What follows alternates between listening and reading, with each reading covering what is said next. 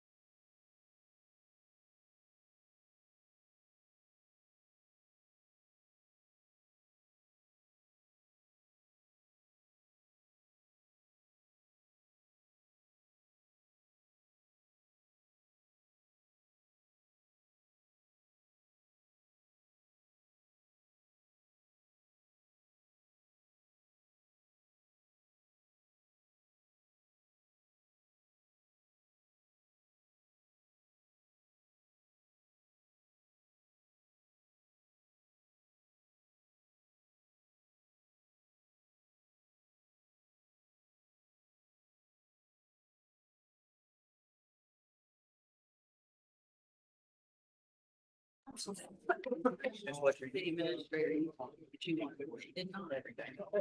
Text me and I got a little bit. Yeah. I didn't go in. Wow, I mean, that's. And she went into the straight to the exam last year, started a new story or something that. And then the first, he didn't talk to me. He didn't talk to me. Electric tractor. That's not your job. Go straight to the judge.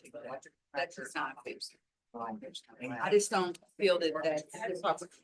Let's see if we can't fix it first. And then go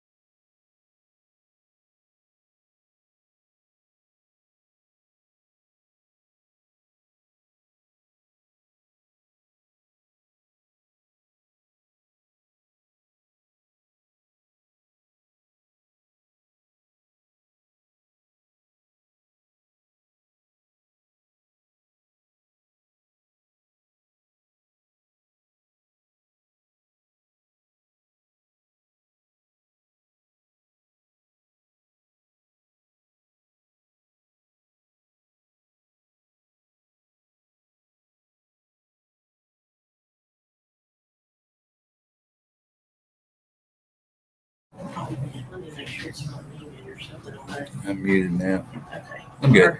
Our volume is. Wait, you know, live out of there. Okay. 4. Saturday.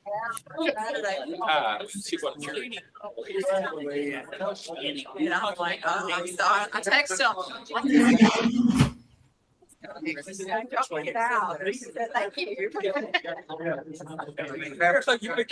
that's true.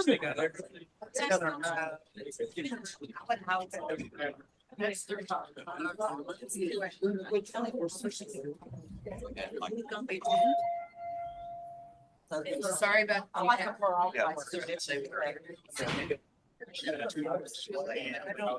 Good afternoon.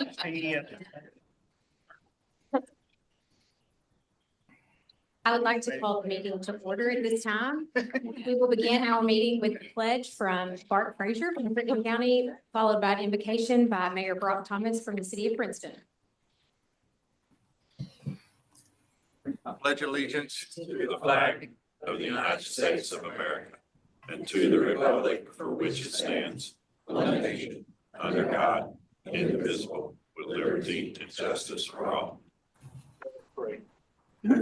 Thank you for this day, dear Lord. Just thank you for the many blessings that you've given us, dear Lord. I just pray that you be with us, dear Lord.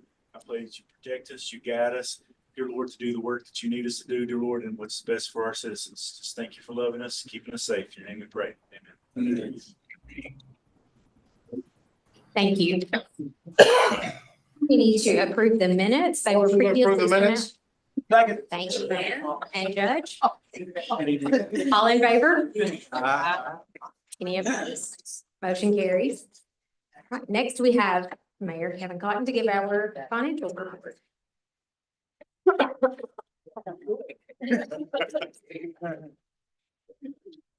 Yeah. All right. Once again, we have an incredible team here, Jason, Angela, the entire team working together. We should be at 75%. And we're not, Don't you know? no, I do know who my people are, but it's not Angela. I'm close. So Lisa, Senior moment. I'll introduce you to. Lisa, I'm sorry. Angela, you need to step up your game. Because Alicia is at 75 or 60.61% of 75% budget. In other words, we're doing really good. Thanks, Alicia.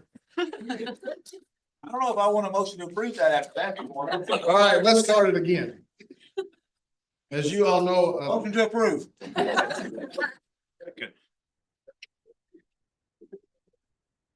Okay. Are there any questions? I hope not. Me too. All in favor? Any opposed? All right, motion carries.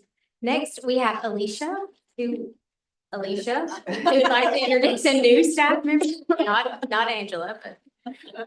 The accounting department has gained a new staff member, Alex Sparks. Alex, go ahead and stand up. Alex is a staff accountant. He comes to us from Louisiana. So Alex has got a bachelor's degree from Louisiana Tech. So we'd like to welcome him to our agency. Welcome.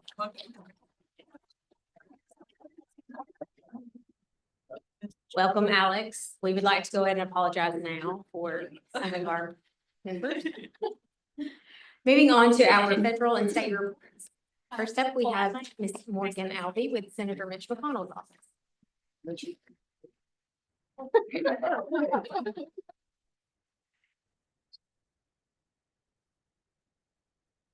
It's hard to follow all of that.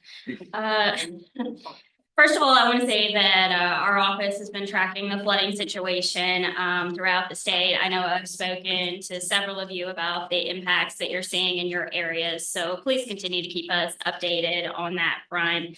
Unfortunately, we're no strangers to natural disasters in this area in recent years. So I think most of you know the process for any potential federal disaster declaration. So I won't go through that. And I don't want to steal Alex's thunder, but I guess I will.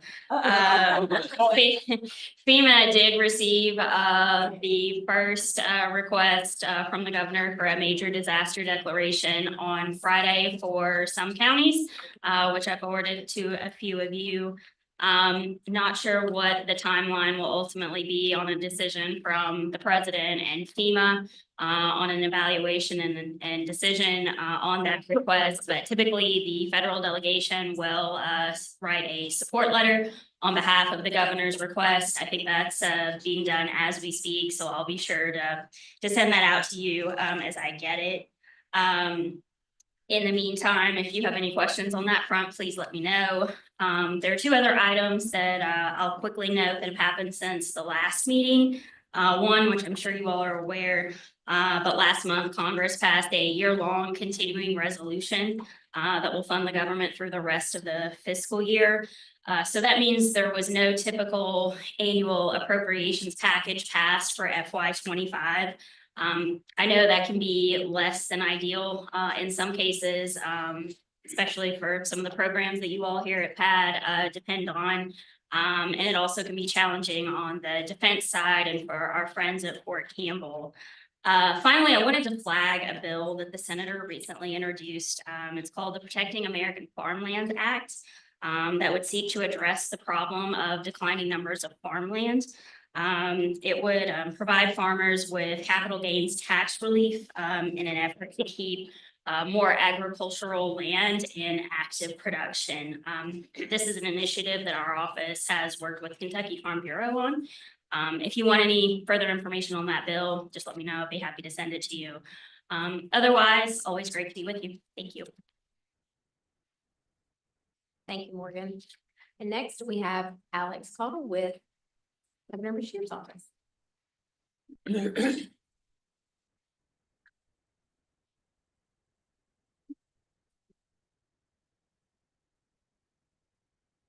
Judge Whitfield was giving out fist bumps to Morgan. He didn't want to give me one, but we got one anyway. Thank you.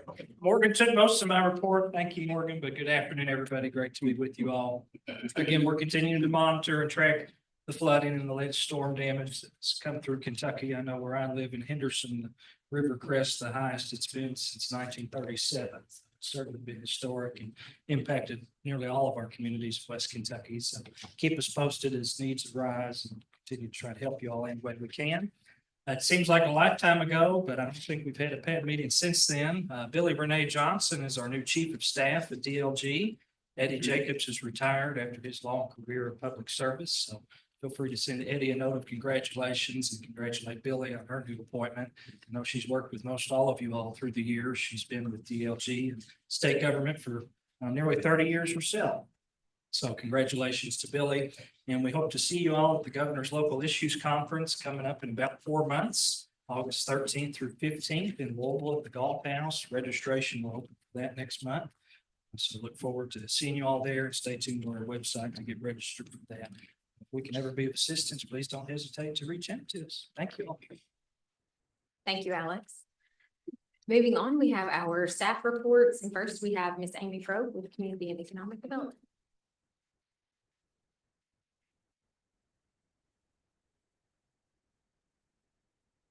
Good afternoon. Got a few little updates I want to give you all on some funding opportunities.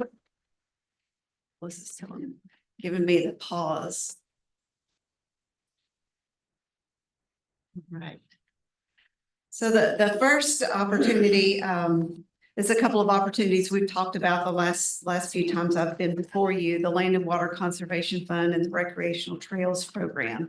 Both of these are grant programs through the Department for Local Government that for our 4-year outdoor public recreation and walking facilities. Just a couple of changes that have been made over the last couple of weeks in those programs. The Land and Water Conservation Fund maximum application has been increased from $250,000 to $1 million. That's quite a substantial increase there. And the application deadline has been extended until June the 15th on both of those opportunities. Again, just a reminder that the Delta Regional Authority Community Infrastructure Fund, or SIF program, is open. This is a program for your larger public infrastructure or transportation infrastructure projects, as well as flood control projects. That is why I wanted to remind you all of this opportunity after what we've been through the last few weeks. If you do have any of those major flood control projects that you would like to apply for, please let us know and we'll help you get those applications together. The application deadline for this program will be towards the end of the year, December 20th of this year, but they are considering those applications as they come in for funding. One new one that we haven't talked about yet this year, but is not new to most that have been around a while, is the Community Development Block Grant Program, or the CDBG program. This is an annual allocation of federal funds that come from HUD to the Department for Local Government to provide communities assistance in revitalizing neighborhoods, expanding affordable housing, other economic opportunities, and then improving community facilities in your communities. Cities and counties are the eligible applicants for these funds, and these projects must benefit 51% low to moderate income persons. And we do have a few communities that are identified as HUD LMI communities, but we can verify that 51% low to moderate income benefit through a survey if your community does not automatically meet that threshold. Each city or county can only submit one application from the public facilities, which is your wastewater, water and gas projects, housing, or community projects categories.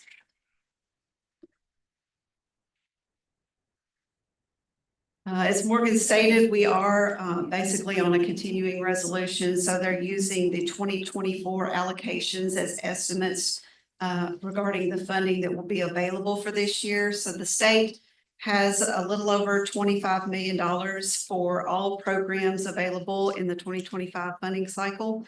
And you can see that how those are broken down there. For economic development applications, the maximum application is $1 million. For public facilities, again, that's your water and wastewater infrastructure. The maximum is 1.5 million for your treatment plants, and then 1.25 million for any other tank line or other improvements within your systems. Housing applications have a maximum of $1 million. And one change in the 2025 cycle is the threshold for community projects. That has been increased from 750,000 to 850,000 for this year. And then your public services applications at a maximum of 200,000. One new program that they have as part of the CDBG funding opportunity this year is an opportunity to get your design finished on any public facilities projects. They are going to be setting aside $600,000 to $1 million from this allocation for these projects this year. The maximum application will be $200,000. Your engineer must be procured per federal standards within 1 month of any executed grant agreement if you're selected for these funds. This does require a pre-application meeting with the Department for Local Government staff just to make sure your project is meeting those 51% low to moderate income thresholds, as well as any other future application requirements. Plans and specs as a result of these grants must be submitted to Division of Water within 1 year of your engineering contract award. And then you have to turn around a construction application to the CDBG program within 1 year or the following funding year to put those projects into place. There will be an 18-month period of performance on these grants with no time extensions, which should be plenty of time for any of your engineers to get those design requirements completed.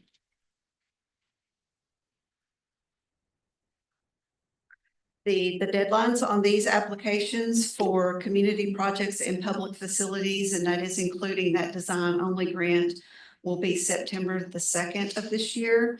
And then the housing, economic development, and public services applications will be extended out through June the 30th of 2026. That may be a little hard to read. Just wanted to give you all an update on the grant program. If you all will recall, this was a state funding program that was created in the 2023 session.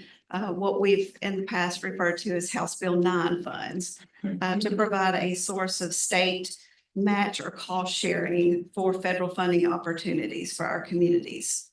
In 2024, last year, the program was amended and allocated $200 million under House Bill 723. And since then, that program has been placed in the hands of the Cabinet for Economic Development, who's been administering that for the last 9 to 10 months. They have awarded over $99 million to date, so we've still got about half of that original allocation left that we can still tap into as match for any of our federal applications. To date, 6 of our 9 counties have taken advantage of that. So we want to get some of this money into the hands of our other 3 counties as well. So during this last session, back in February and March, there were some additional changes made to the program that sort of opens it up, loosens the strings a little, if you will, on the program. Just an overview of some of those changes. In addition to local governments and 501c3 nonprofits being eligible, language was added so that any entity in Kentucky providing public services through law enforcement, fire, emergency medical, rescue, waterfront development, water utility, or wastewater utilities. That was one request that we made because the original language excluded a lot of those organizations from applying. Additionally, the original legislation referenced a required match, and the Delta Regional Authority opportunity, as you all know, does not require a match per the federal notice of funding opportunity. So the language was changed there to say that even if a match isn't required, if the NOFO says that it will increase the likelihood of the project being funded, if a match is put in with the application, it is eligible for the grant funding. As far as eligible federal programs, references to the interagency working group and on coal and power plant communities was removed. Those were the original funding opportunities that were available under this program, in addition to HUD opportunities and DRA. So with that language changed, that sort of opens it up to basically all federal programs. And in addition to those other federal programs, they also included the Department of Homeland Security, which includes your FEMA grants, the National Science Foundation, and the U.S. Department of Army, including Army Corps of Engineer grants. They also added some language in there to future-proof against any agency reorganization. So if the names of any of those federal organizations change, they will still be eligible for this funding. And those grant funds can be obligated for up to 18 months while we're waiting to hear from those federal applications. Just a couple of upcoming opportunities will be the Kentucky Homeland Security Grant. We expect that notice of funding availability to come out at any point in time, as well as the Delta Regional Authority program, which is their annual allocation for the state of Kentucky, which will be somewhere between $1 and $1.5 million. We'll distribute some more information on those opportunities as they become available. And finally, to close out, just a few things to remind you of. In your packet, you should have a copy of this last month's intergovernmental review, the projects that have been submitted through the state clearinghouse for review. If you would, please take a look at those. And if you have not already submitted your comments on those projects, please get those to us for inclusion in that review process. There has been a survey distributed to judges, mayors, and our board members regarding the SS4A project. It has been placed on our social media pages as well. This survey intends to collect data about overall traffic and transportation safety in our communities. We're going to use that survey to combine with the SS48 crash analysis and then local agency review to help identify safety concerns in your communities on your roadways. And then hopefully to develop those safety improvement measures to address those areas of concern. If you would, please complete that survey and share it with your constituents. We'd like to get as many responses as we can to get a good idea of what's going on out on those county roadways. And then lastly, we have a couple of meetings coming up at the end of this month on April the 30th. The Transportation Committee will meet at 10 o'clock that morning. And that is a particularly important meeting as you all will be choosing the projects, the transportation projects that you want to sponsor. So please be sure to attend that meeting, and that will be followed by the Water Management Council meeting at 11:30. And we will provide lunch for those that are staying for both of those meetings. With that, I don't have any questions. Thank you, Amy. Next, we have Jill Collins with our Agency on Aging and Independent Living.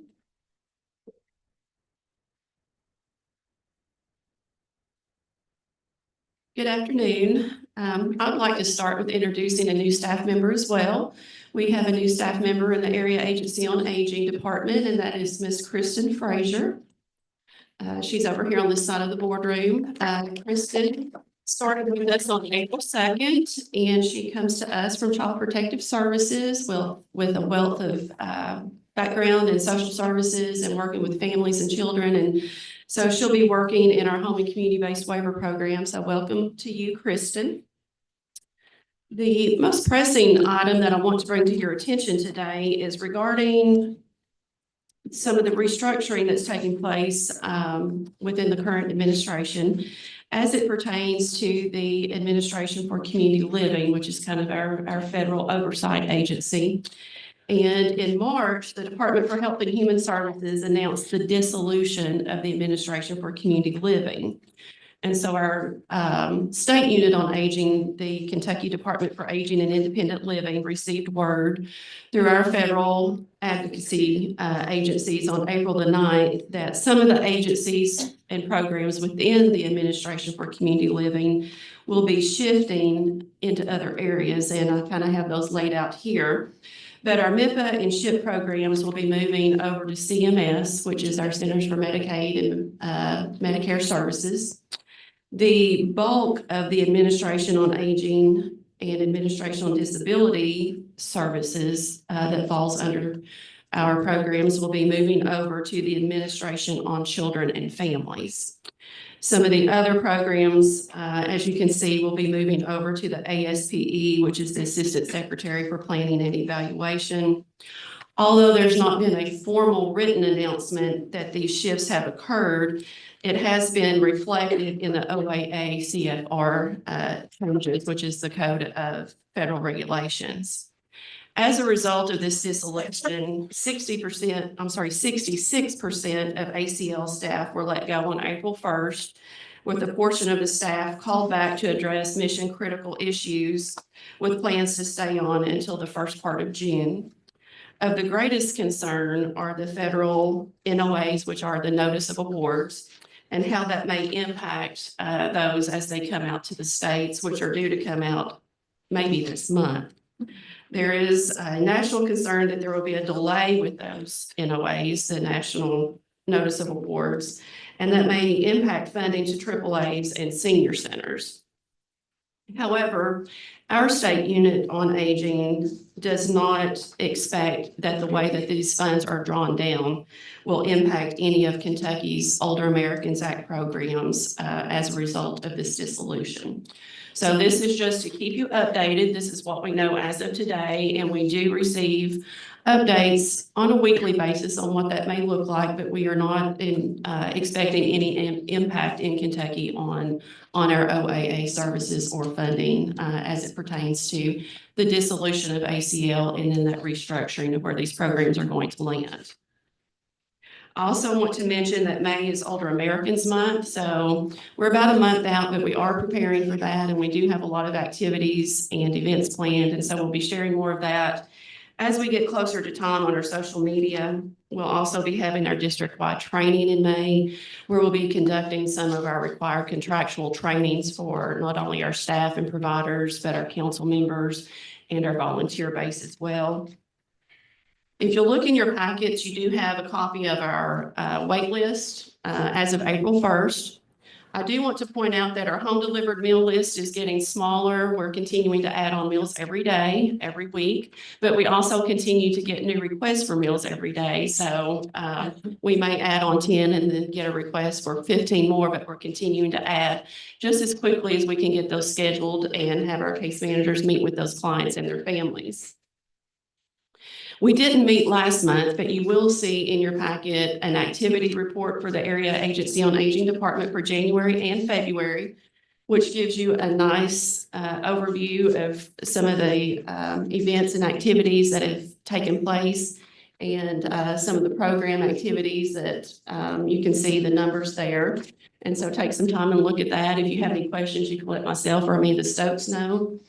And then the other item I would like to draw your attention to is our participant-directed services wages by county. This is our Medicaid home and community-based waiver program, the participant-directed services component, where our clients are able to hire employees of their choice to provide the care that they receive in their home. And then we process their payroll and serve as the fiscal agent for that program. That is broken down by county, so you can see the employee wages and the employee service hours with the grand totals. And so you can see the economic impact of those wages going out into our district. And this is for Q1 in 2025. So that is available for you to review as well. At this time, I would like to ask the Assistant AAA Director, Amanda Stokes, to come forward and provide you an update with one of our federal pilots programs that we've been participating in. And we'll end the department report with Amanda. Thank you. Good afternoon, everyone. I have a quick update for you all on our Serve Well Food Waste Project. This project is being conducted by NFESH. It's the National Foundation to End Senior Hunger. So far, we've had 3 senior centers that have been able to participate in it. That is Christian County, Livingston County, and Trigg County. We also have 2 additional sites that will be doing a kickoff training tomorrow for Lyon County and Muhlenberg County. With this project, it focuses on data analysis to help us make good decisions about efficiency and meeting the nutritional needs of our clients across the region. With that, it focuses on pan waste measurements versus plate waste measurements. And once those projects are conducted and the data is analyzed, our staff, as well as the senior center staff and the state staff through the Department of Aging and Independent Living, all meet together with NFESH to review that data and look at the recommendations that they have for us. So here is a sample of the data from Trigg County that participated last summer with this.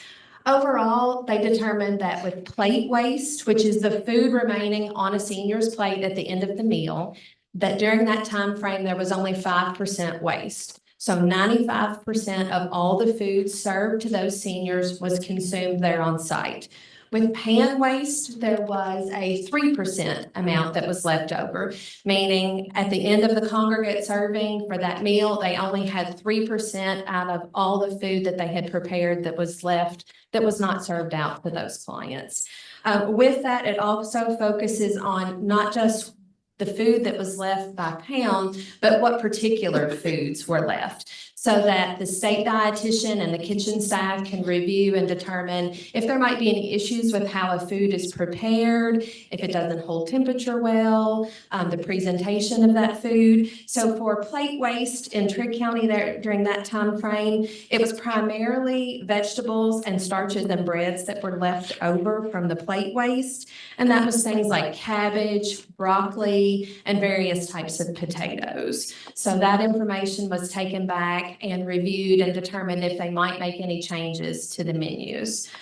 With that as well, they also look at milk consumption to meet the dairy needs of our clients, as well as our reservation system and ordering efficiency. So the data has varied quite a bit from county to county, but it's really given them the opportunity to look at each county individually and determine if we need to make any changes with this. So again, as we continue to participate in this project, we will provide additional information to you all at that time.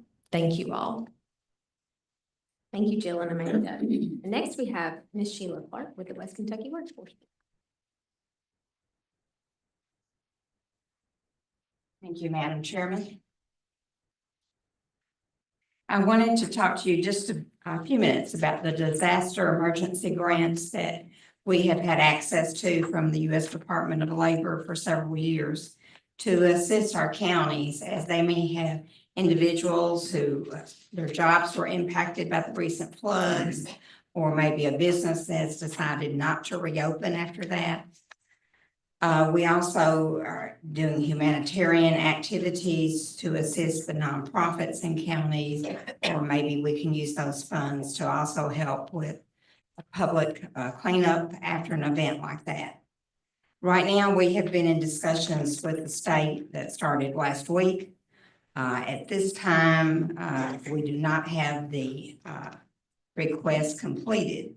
But one thing that we did find in the discussion with the state, which the state has to be the one that applies for these funds, is that we do have still outstanding the May winds from last May at Memorial Day. Kentucky has not received a response on that. We have the Helene impacts of, especially on Eastern Kentucky.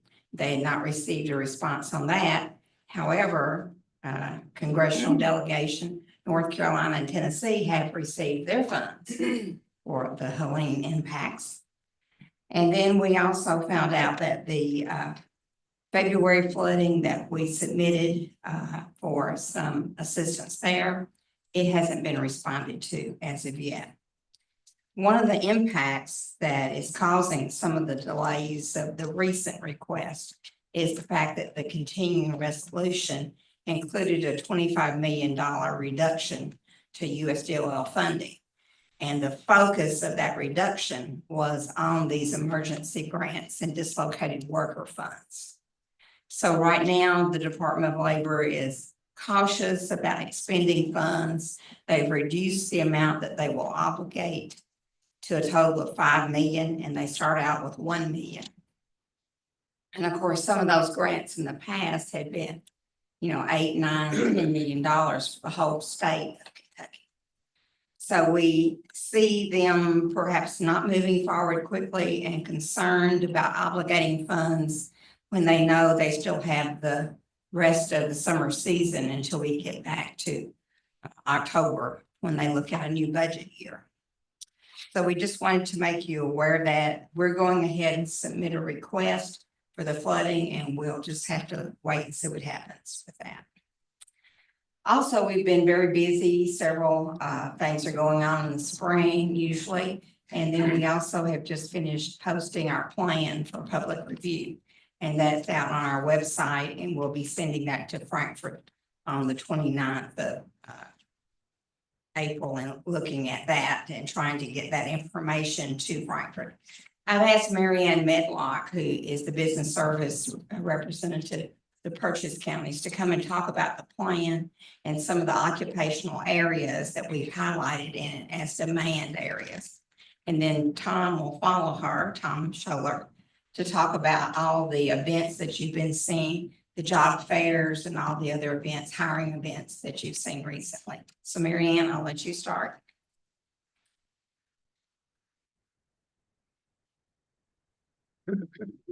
Good afternoon.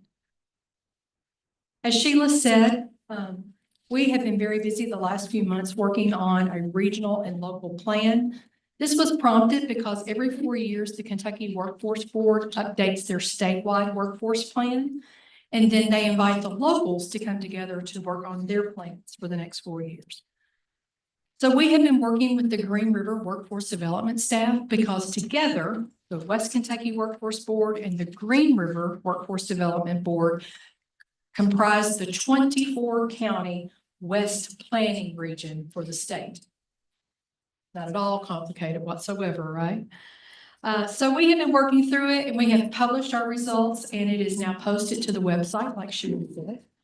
We are in our 30-day public comment period, so we invite you to go and look at the plan. Download the plan. If you have any comments or questions, please feel free to reach out to Sheila and we will get answers back to you. So what does this plan include? So chapter 1 is a regional workforce analysis of those 24 counties. So you'll see things like this particular slide that talks about the fact that the population of those 24 counties is a little over 600,000 individuals. About more than half of those individuals are actually working. So together, the 24 counties have to 54% labor force participation rate. It also talks about the number of people who live in poverty, the number of veterans, just gives you an overall demographic.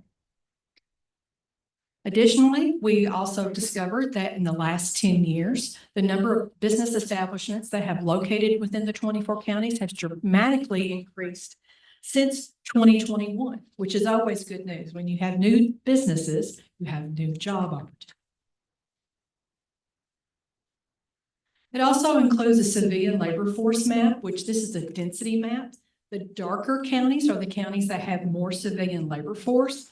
So it definitely shows that our regional workforce, our centers of workforce occur in our urban areas. So Davis County, Paducah, Hopkinsville, Madisonville, Henderson, they are our urban centers. But even within our rural centers, our rural counties, you still have hundreds to thousands of individuals who are working. So the state every 4 years looks at the targeted industries that they want to concentrate workforce dollars within.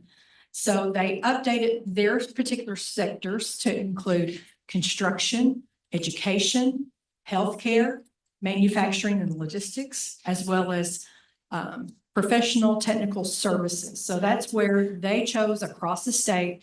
Those are the sectors that have high demand jobs at more than median average wages.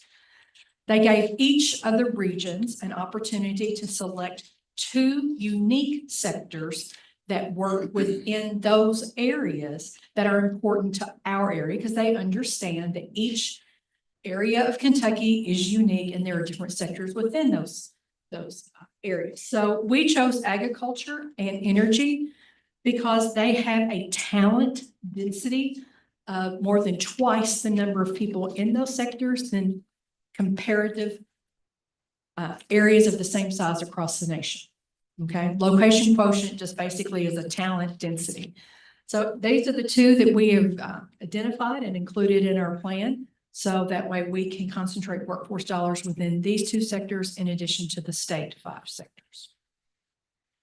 So I encourage you to go out to the website, look for the West Kentucky Regional Local Plan, download it, read through it. If you have any questions, let us know. Thank you, Madam Chair. We have a lot more data if you can stand more.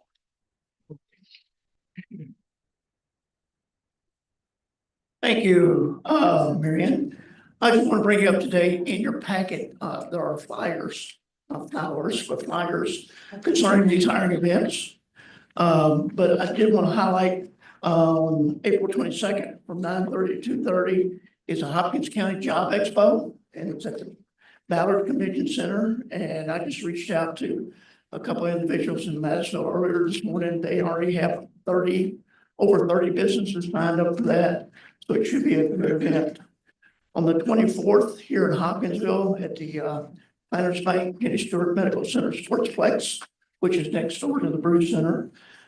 There is this is the 5th annual one. Is that right, Tammy? You know, I think it's the 5th that it's been held for students that are graduating the high schools of Christian, Trigg, and Todd County, who have been identified by the schools that are not going to attend a 4-year college to get a degree or go into the military. These are students that are going to go straight into the workforce upon graduation. And this event will be held on the 24th. Again, I've already told you where, excuse me. It's being held in conjunction with, obviously, the West Kentucky Workforce Board, but the Southwest Kentucky Economic Development and the school systems, obviously. They provide the transportation to and from the event for the students. And it's turned out to be a great event. I have seen students go into that event, talk to companies and be taken off to the side, be interviewed by companies. And 2 or 3 weeks later, after they graduate, they went to work, straight to work into a manufacturing position, making $20+ an hour. So it does work. On the 30th, there's a similar event being held in Cadiz at the Way. That's a facility that's located right directly behind Tricky High School, if you're not familiar with it. It is being held from 9 to 6. Now, the first part of that from 9 to about noon is for the students. Again, it's very similar to what I just mentioned about the one here. To be held just for the students from 9 to about probably 11:30. They'll take a break, and then at noon, they'll open it up to the general public, for the general public to come in and looking for job opportunities. The last time I spoke to the chamber director at Trick County last week, she had over 20 some odd businesses there. I need to back up and go back to the Hopkins one real quick. I failed to mention that actually the students from 9 to 11, from noon to 11 to 1, that one will be open to the public also. So if there's individuals that are looking for a job that are not students, they can attend that also. There's 15 companies signed up currently, and more are anticipated to come to that. Then on the May 13th, Middlebury County Job and Resource Fair, which will be held in Greenville at the Badgett Center from 9 to 3. And that's put on in conjunction not only with the West Kentucky Workforce Board, but obviously the Middlebury Growth Alliance, a great partner up there.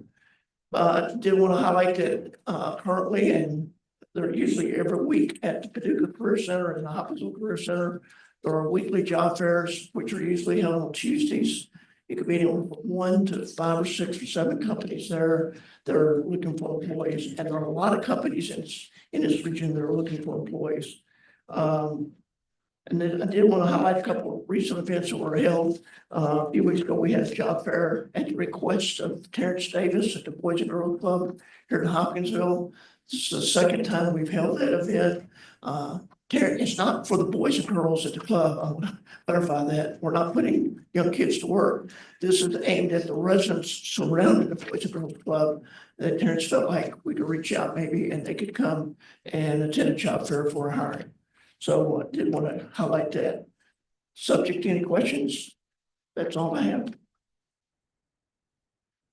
Thank you. Right, next, we will move on to our monthly code of ethics report, and we have no report. And then moving on to our guest speaker this month.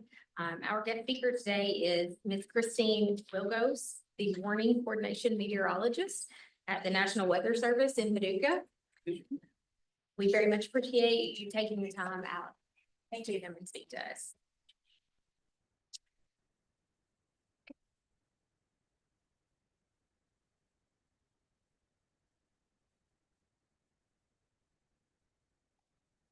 Yeah, I've never done this before, so what do you want me to do?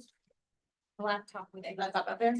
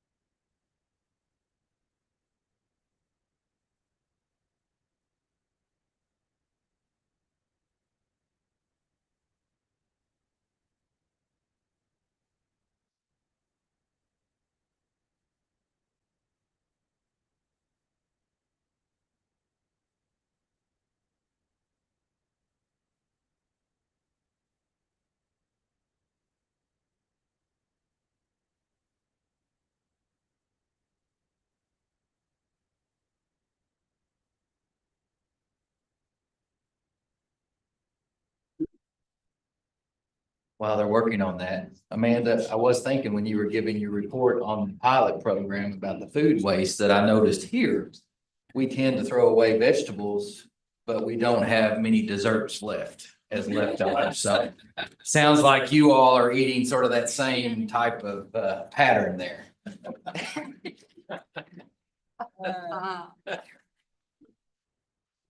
Like my house too.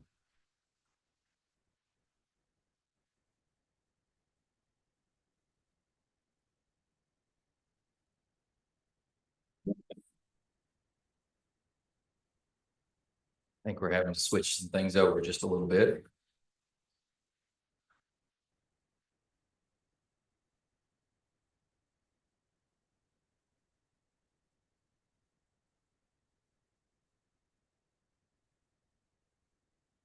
Notice this doesn't happen when they're keeping the weather. Not usually. Wait on slides.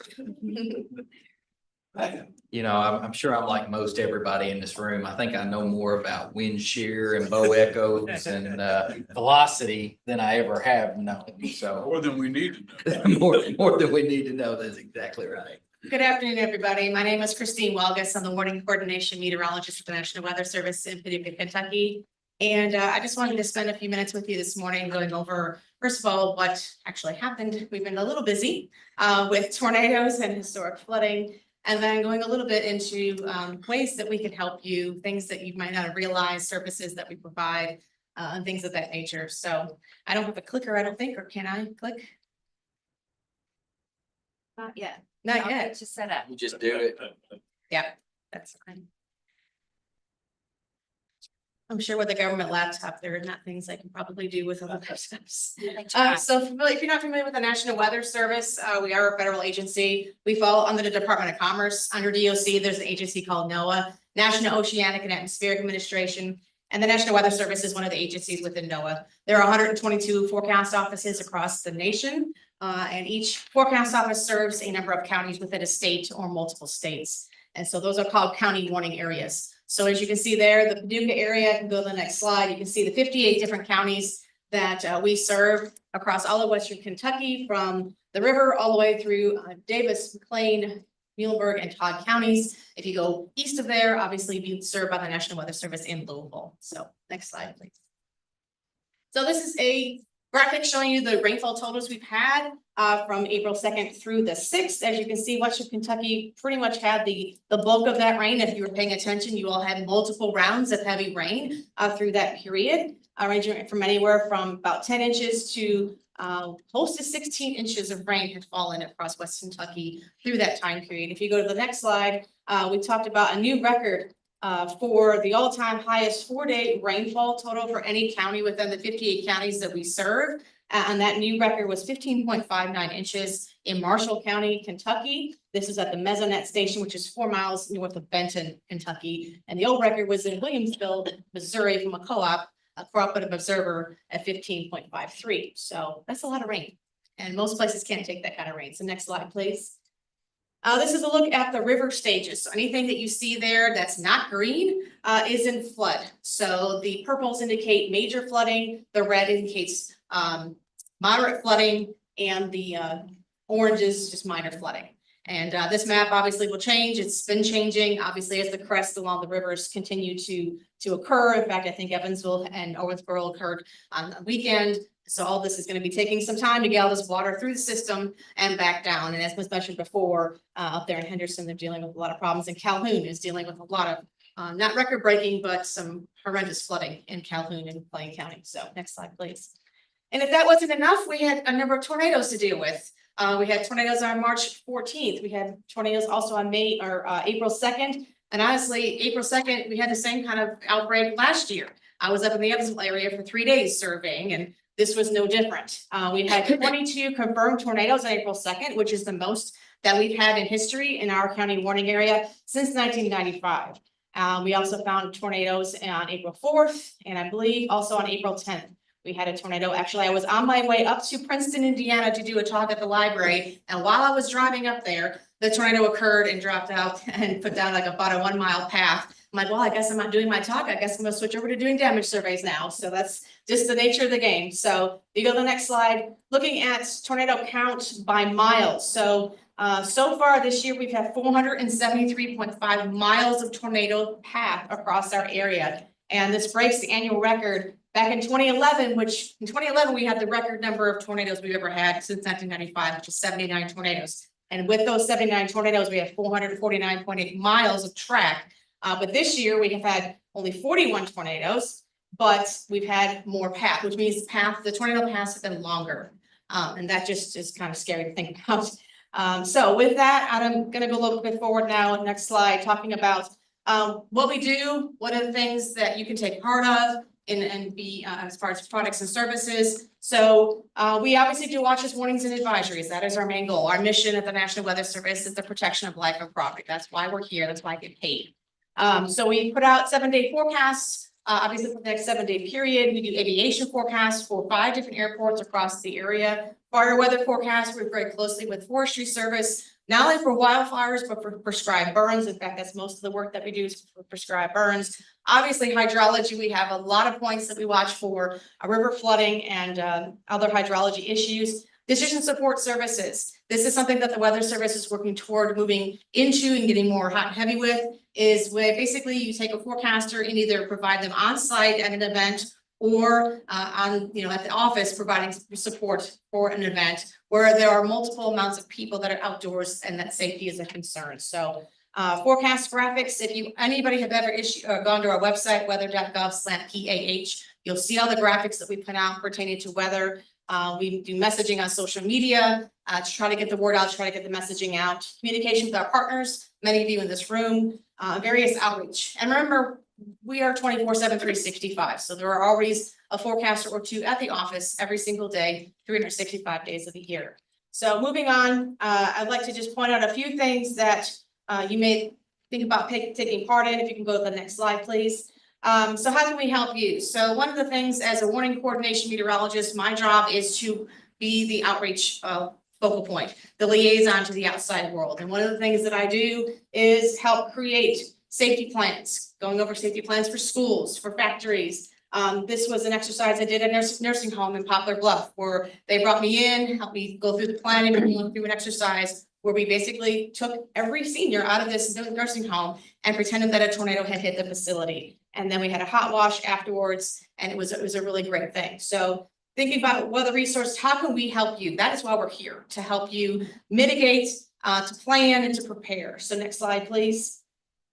Safety walkthroughs. I've done 3 safety walkthroughs for a number of schools. There's a pilot project that was going on with Henderson County called the Weather Ready Nation Initiative, which they went into hospitals and schools and other entities to just go over, what their plans were, create more plans, and edit existing plans that were already in place. Next slide, please.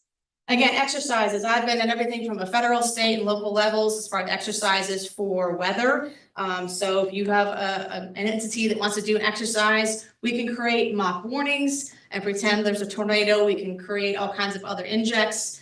So again, one of the most successful exercises I think that I was partook in was in Todd County, Kentucky, where they had a room about this size, and then every entity from Public Works to Red Cross to police to fire to first responders, everybody that had say in the county. And we provided a weather event that went through the area, and we provided injects about, okay, actually, I think we killed off or we hurt the emergency manager, so he was no longer. So it's like, and then you just saw everybody kind of working together and trying to figure out, well, if that happened, then what are we going to do? And you saw a lot of things came out of this that things I never thought about. So exercises can be a good thing to try to figure that out. So that is another thing that we provide as an option to you all. Next slide, please. Storm Ready program, I'll go through this quickly. Christian County's been Storm Ready for a very, very long time, but the Storm Ready is a program where you have to come up, there's a lot of requirements to becoming Storm Ready. Biggest thing is, how do you get information back into your facility? How are you getting information back out to the people that work at your facility? So you can keep clicking through this if you want to.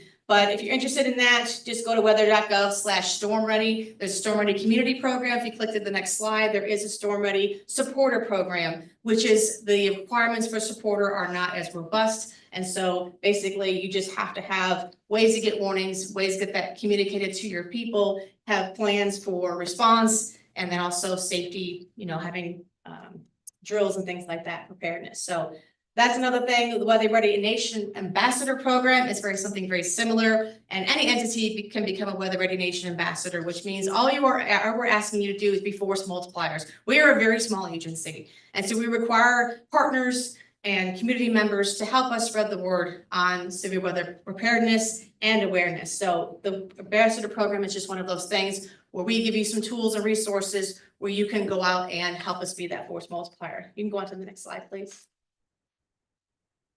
Decision support services is what I was talking about earlier. And I know Christian County with Randy Graham, if there are any large scale events going on in the county, and this goes for any county in the 58 counties that we serve. If you have a large event that you would like us to provide weather support for, all you have to do is contact your emergency manager and fill out the form, and we will be there either from the office monitoring your event through the entire length of the event, letting you know if there's any severe weather. It could be heat, it could be any kind of weather that might impact your group. That is what we're there to do. We also are on site at a couple of different locations with larger, like the Romp Fest is coming up in June in Owensboro. We'll be on site there. We'll be on site at the Coin State Fair in Illinois. We were on site at some Mizzou football games, helping out our office in St. Louis. And so those are some of the larger scale events that we can be on site if requested. So next slide, please. And just really quickly, a couple of things that you may not be aware of. You can click through these pretty quickly if you want to. There are a number of services that we provide you. Some may pertain to you, some may not pertain to you. But NWS Chat is a program. We have internal chat with the office. And those of you like a judge executive, emergency manager, someone that would need constant contact with our office to make decisions, and that's what chat is for.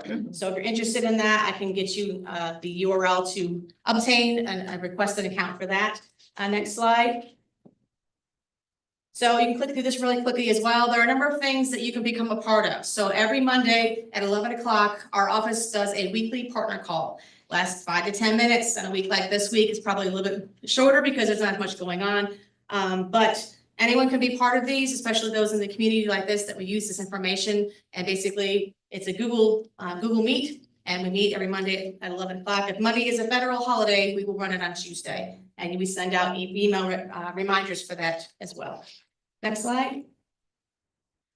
Okay. Again, our website, if not familiar with our website, so one of the number one questions I get asked as a meteorologist is, what kind of cool weather apps do you have on your phone, right? What do you guys, I don't ask Siri, I don't have any apps on my phone. And the reason for that is because this map right here is very, very powerful. And I can show you on my phone right now, the button I click on to get my forecast. And that is that map in the middle. You click on Hopkinsville on that map, and boom, up pops your forecast. And that's what I have bookmarked on my phone. That's what I look at every single day to look at the forecast. If you want to go even further than that, in yellow is a URL. I encourage you to write down weather.gov/forecast points. On that website, you can zoom in as far as you want to go. You can click on your house and get a 2 mile by 2 mile grid point of the forecast for 7 days, hourly forecast out 7 days for pretty much every parameter that we forecast for. Wind speed, wind direction, temperatures, cloud cover, rain chances, all of that. All out 7 days, all hourly at weather.gov/forecast points. Next slide, please. That just gives you an idea of what the forecast is. Briefing packets. How many of you already received DSS briefing packets from our office? I know Judge does. So these are something that you can put on email lists, and anytime the forecaster puts together these lists of graphics for severe weather, severe flooding, winter weather, whatever it is, if it's impactful weather, hazardous weather, we will put together this PDF of graphics that can be sent directly to your email. So that's something that you would find useful. Please get a hold of me and I will make sure to add you to that list. Next slide, please. Yeah, you can keep going. If they're also on our website, but if you want to have it directly emailed to you. The other thing we do is event-driven conference calls. How many of you have been on a conference call before with us? I know a couple of you have. We've had a couple recently. Again, we utilize GoToWebinar, and if you want to be on the list to listen in on those conference calls, please get a hold of me and I'll make sure to get you on those lists. I think that might be it. Last couple of things is weather and safety classes. We do a number of outreach events. If you have something going on that you'd like a weather service presence, we certainly would appreciate and invite if it's all possible, I can get somebody there, we would definitely appreciate that. I think that might be it. Maybe. Yes, there's my email address, there's my phone number, feel free to text, call. If you have any information or any additional information, any of the things I talked about, otherwise, thank you for your time, appreciate it very much. Hey, Christine, just. Where I live, we get all our weather information from Evansville area, Wayne Hart up at ABC 25. But I noticed he had been putting some things on his social media accounts about maybe some staff decreasing at the National Weather Service. Has that started to impact our Paducah office or? Well, we are pretty fully staffed. We're gonna be losing a couple of people with the voluntary early retirement by the end of the month, but we're still way better than some other offices that are out there. So we're gonna continue. You won't even know that we will be down a couple people, so. Good to know. Yeah. Any other questions? You have a YouTube channel? Yes, we do. YouTube, it's just type in NWS Paducah and you'll be able to find it. Yeah. Yes, sir. Meteorologically, why does it feel like Tornado Alley is shifting more to the east coast? I mean, it just feels like it, but I don't. If I had a nickel for every time I was asked that question, I'd be a millionaire. So yeah, I don't know if it's it's just moving. I just think it's expanding. They did do some studies where they found that the environment, the atmospheric conditions needed for tornadoes seems like it's becoming more focused across this area. I can tell you I've been in this job for 25 years and there have been ebbs and flows in weather since dawn of time. I remember early in my career in the early 2000s, we had unbelievable amounts of severe weather. There was a string of evening shifts I worked every single day. We had some type of tornado watch or severe thunderstorm watch. So we do have these ebbs and flows. We also, I can be staying up for an hour talking to you. So, you know, in the mid-90s, when the Weather Service opened in Paducah, think about how many storm spotters we had trained. Hardly any. Think about how many people had these in 1997 per se. There's a lot more people that are watching and have an opportunity to contact us if they see something. So I think the number of tornadoes, if you looked at in the mid-90s, late 90s, our average number of tornadoes was about 20. Now it's 30. Does that mean we're seeing more tornadoes? Maybe, but I also think that the technology has gotten better. Our understanding of meteorology has gotten better. If there's even a chance that there might have been a tornado, we're seeing a debris signature on radar. The forecaster will say, hey, Christine, I think there was a tornado here, but we haven't had any reports. Nobody's reported anything. And I will go out and take a look at it for them. And a lot of times I'll find a tornado. We didn't do that back in the late 90s. How many straight line wind events in the late 90s were probably tornadoes, but we didn't know any better. We didn't understand how things worked. So there are a lot of factors that might factor into that. And why those numbers are higher. Could it be that we're seeing more tornadoes? Sure. But as a scientist, I've got to look at all the different methods and the tactics that might cause that. So very good question. Anything else? Thank you for your time.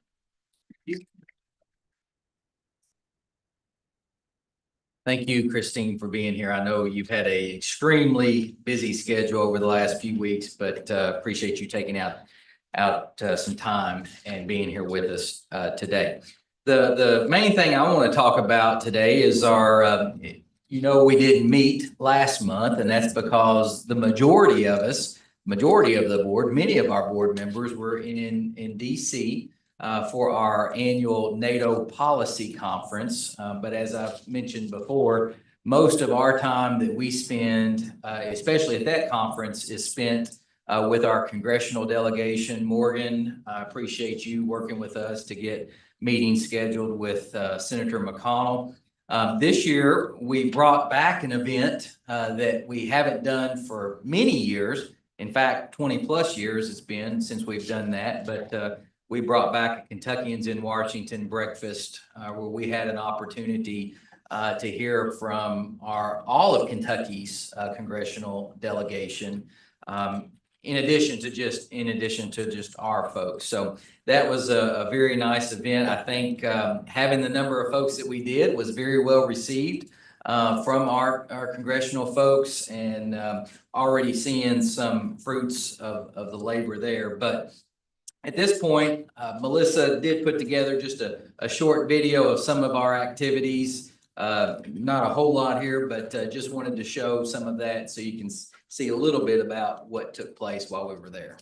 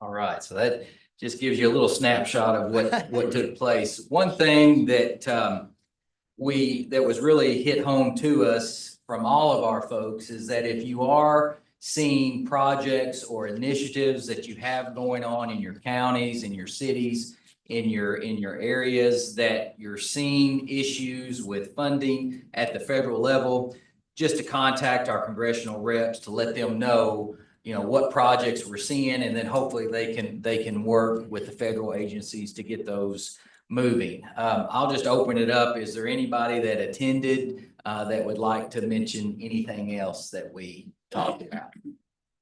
Anyone? Nobody? Well, I do appreciate everyone attending and going with us. Again, I think it's very impactful.